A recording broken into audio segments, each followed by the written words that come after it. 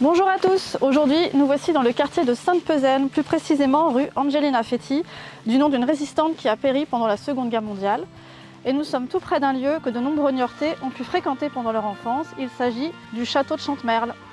Situé sur un domaine de 11 hectares qui comprenait un bois, une plaine et une zone humide en bord de Sèvres, le château de Chantemerle faisait partie d'une ancienne exploitation agricole qui s'inscrivait dans un grand mouvement industriel du milieu du 19e siècle, répondant à un souci d'autosuffisance, d'où la présence à l'origine de nombreux bâtiments tels qu'une glacière, un four à pain, une orangerie ou encore une laiterie.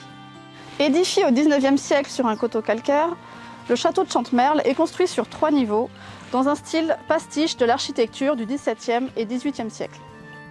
On peut observer le balcon soutenu par des consoles sculptées et la travée centrale marquée par une triple baie ornée d'une guirlande. Les 4 tours d'angle, quant à elles, sont fausses et ne sont là que pour donner plus de prestige et accentuer son côté théâtral.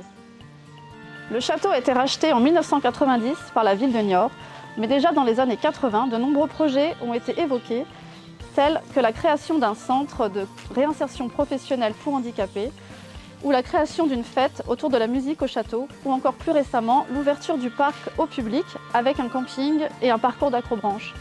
Mais finalement, seul le projet de création d'un centre de loisirs inauguré en 1994 a abouti.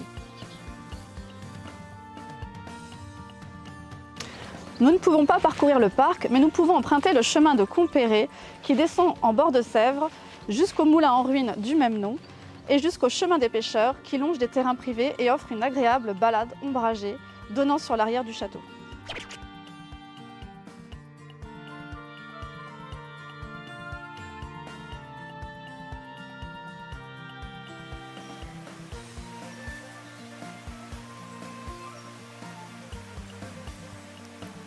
J'espère que cette promenade vous a plu. N'oubliez pas de vous abonner, de liker, de partager et de commenter la vidéo.